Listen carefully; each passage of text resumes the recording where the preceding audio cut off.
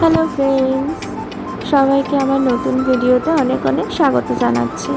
তো আজকে আমি লাঞ্চ আর ডিনার মেনুটা তোমাদের সাথে শেয়ার করব। দেখো, এখন আমার রান্নাবান্না কমপ্লিট হয়ে গিয়েছে। এখানে বানিয়েছি ফ্যাসা মাছের ঝাল, আর এখানে কুলকো শাক সিদ্ধ করে নিয়েছি, আর করে নিয়েছি আলু সিদ্ধ।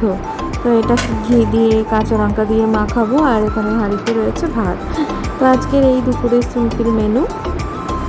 রাতের ডিনারের মেনু নিয়ে আবার চলে এলাম। এখন দেখো প্রায় ওই 9:30 মতন বেজে গিয়েছে। এখানে দেখো দুধ জাল দিয়ে নিয়েছি।